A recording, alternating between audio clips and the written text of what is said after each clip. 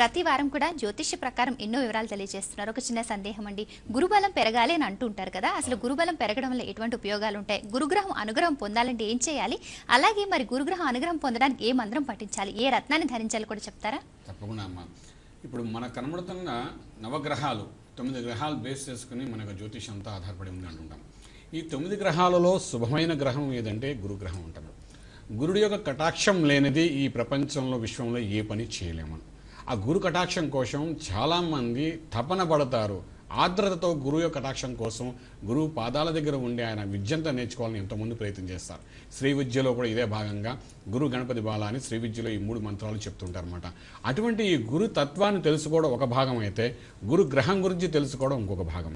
ఎవరి జాతకంలో అయితే గురుగ్రహం సరైన స్థితిలో లేకపోతే వాళ్ళకి జ్ఞానము, ఆలోచన శక్తి, విజ్ఞానంతో కూడిన అద్భుతమైన స్థాయికి వెళ్ళడం అనేది అసంభవంగా ఉండిపోతుందన్నమాట. చాలామంది కోట్లు సంపాదిస్తారు, కానీ ఏంటంటే జ్ఞానం విషయానికి వచ్చినప్పుడు, ఆలోచన విధానానికి వచ్చినప్పుడు చూస్తే పెద్దగా కనిపించదు. ఈ విధానానికి కారణం ఏమిటి? డబ్బు ఒకటే కదా ప్రాశస్యం కాదు కదా. మన ప్రపంచంలో ముందుకు వెళ్ళడానికి, ప్రజల కోసం సేవ చేస్తూ, మోక్ష సాధన చేస్తూ, మన మోక్షానికి వెళ్ళడానికి అన్ని విధాల లౌకిక సమస్యలను పరిష్కారం చేసుకుంటూ ముందుకెళ్ళాలన్నమాట. దీని గురుడు యొక్క కటాక్షం చాలా ఉన్నాయి. ఈ కర్కాటక లగ్నం వాళ్ళు కానీ, సింహలగ్నం వాళ్ళు కానీ, మీన లగ్నం వాళ్ళు కానీ, లగ్నాధిపతి గురుడు కాబట్టి వాళ్ళకి చక్కగా గురు కటాక్షం కొంతవరకు ఉంటుందని చెప్తామన్నమాట. దానికి తోడు గురుడు ఉండే స్థానం కూడా అద్భుతంగా ఉంటే మాత్రం డెఫినెట్గా వాళ్ళు అనుకున్న పనులన్నీ సవ్యంగా గురు కటాక్షంతో జరుగుతున్నట్టన్నమాట.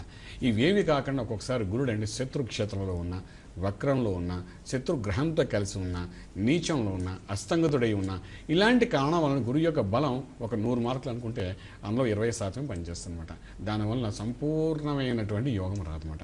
అంచేత జాతక లగ్నాన్ని బట్టి, ఆ లగ్నంలో పుట్టిన వాళ్ళని బట్టి గురు కటాక్షాన్ని పొందడానికి చేయవలసిన ప్రయత్నంలోనే మనం ఏం చేస్తాం, ప్రత్యేకించి కనకపుష్యరాగమైన రత్నాన్ని ధారణ చేయమని చెప్తామన్నమాట. ఇది అవసరం బట్టి, మనిషిని బట్టి, లగ్నాన్ని బట్టి, స్థితిగతులను బట్టి అనలైజ్ చేసి గురువు యొక్క కటాక్షం కూడా అవసరమా లేదా అని దృష్టిలో పెట్టుకుని అప్పుడు ఆ రత్న ధారణ చేయమని చెప్తాము. ఎప్పుడైతే ఆ రత్నం పెట్టుకోమని చెప్తామో దానికి సంబంధించిన మంత్రశాస్త్రం కూడా చెప్తామన్నమాట. ప్రతి రత్నానికి ఒక బీజాక్ష మంత్రం ఉంటుంది. ఆ మంత్రంతో సాధన చేస్తేనే ఆ రత్నం యొక్క విలువ, రత్నం యొక్క బలము పెరిగే అవకాశం ఉంది. సూర్యకిరణాలు రత్నం మీద పడి శరీరంలో పాజిటివ్ ఎనర్జీ వచ్చినప్పుడు ఆ ఎనర్జీ లెవెల్స్ని కరెక్ట్గా నిలబెట్టేది మన శరీరం ఉచ్చారణ చేసే మంత్రం అన్నమాట. అంచేత శరీరమే ఒక యంత్రం అనుకుంటే, మనం ఉచ్చారణ చేసేది ఒక మంత్రం అనుకుంటే, మన ధారణ చేసే రత్నమే ఒక యోగం అంటమాట. మూడిటి కలిగే మనకు సంపూర్ణ యోగం ఉంటుందన్నమాట. అంచేత ప్రతి మనిషికి మోక్ష సాధన చేయాలి, ఈ లౌకిక ప్రపంచం నుండి బయటపడాలి, మన భగవత్ సాక్షాత్కారం జరగాలి అనే భావంతో ఉన్నారు అంటే వాళ్ళందరికీ ఈ మంత్రము, రత్నము అనే సంపూర్ణ బలాన్ని ఇస్తుందన్నమాట. ఒక యోగాన్ని తీసుకెళ్తామన్నమాట.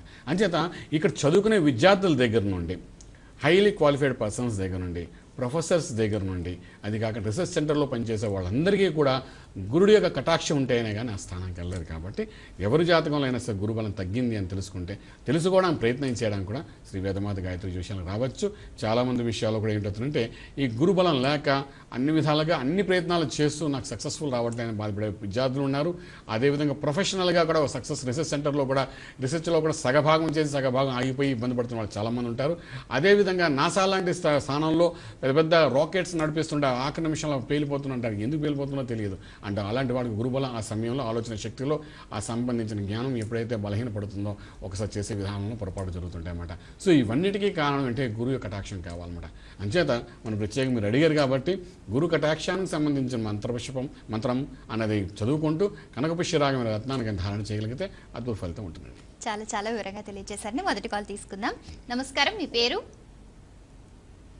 హలో, టీవీ చూస్తూ మాట్లాడదండి, సమయం చాలా అమూల్యమైంది, గట్టిగా మాట్లాడండి. మీ పేరు? నా పేరు వెంకన్న అండి. వెంకన్న గారు, డేట్ ఆఫ్ బర్త్ చెప్పండి. మా కొడుకు డేట్ ఆఫ్ బర్త్ గట్టిగా మాట్లాడాలి వెంకన్న గారు, ఏమాత్రం వినిపించట్లేదు. డేట్ ఆఫ్ బర్త్ చెప్పండి. 24/09/2012 అండి. 2012 అండి? అవునండి. సమయం చెప్పండి. 12:05 12:05. మధ్యాహ్నం అండి, అర్ధరాత్ర? మధ్యాహ్నం అండి. ఏ ఊర్లో పుట్టారు, ఏ జిల్లా? రంగారెడ్డి డిస్ట్రిక్ట్ అండి, హైదరాబాద్. ఓకే, సమస్య ఏంటో చెప్పండి. చాలా చిన్న బాబా, పాప? బాబు అండి. సమస్య ఏంటో చెప్పండి. బాబుకి జాతకం ఎలా ఉంటుందని కాల్ చేశాను. తప్పకుండా తెలుసుకోవచ్చు. మంథా సూర్యనారాయణ శర్మ గారు తెలియజేస్తారు, శ్రద్ధగా వినండి. అయ్యా, మీ అమ్మాయిది ఇక్కడ పూర్వాషాఢ నక్షత్రం 4వ పాదం అయిందండి. చిన్నపిల్లల జాతకాలు చెప్పమని ఎన్నోసార్లు చెప్పాము. 10 సంవత్సరాల లోపల వాళ్ళు చిన్నపిల్లల జాతకాలు అడగడానికి ప్రయత్నించే టీవీ ద్వారా అపాయింట్మెంట్ తీసుకుని నేరుగా వస్తే వివరంగా చెప్పడానికి అవకాశం ఉందన్నమాట. లేకపోతే వాళ్ళకి అవకాశం ఇచ్చిన వాళ్ళు అవుతారన్నమాట. ఈ చిన్నపిల్లల జాతకంలో ఏంటంటే ఇక్కడ పూర్వాషాఢ నక్షత్రం అయింది, ఇక్కడ 4వ పాదం అయింది, మీ ధనుర్రాశి అయింది, లగ్నం కూడా చూస్తే వృశ్చిక లగ్నం అయింది.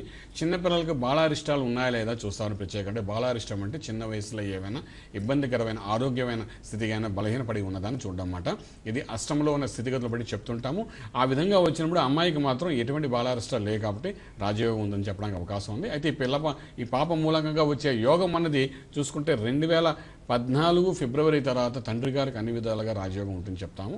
ఈ విధంగా ఉందండి. అయితే చిన్నపిల్లల విషయానికి కూడా ఎక్కువగా జాతకం చెప్పడానికి అవకాశం ఉందో, అంతకన్నా ఇంకేం చెప్పడానికి అవకాశం లేదు చెప్తాను. పూర్తి వివరాలకు సంప్రదించండి Shri Vedamata Gayatri Jyotishalayam, Brahmashri Manta Suryanarayana Sharma, lake view apartment, 4th floor, Chitrapuri colony, Khajaguda, Delhi public school ప్రక్కన, నానక్రామ్గూడ, హైదరాబాద్ 5,08,000. Phone numbers 8855559147, 8855559148, 9963267500, 9396772133.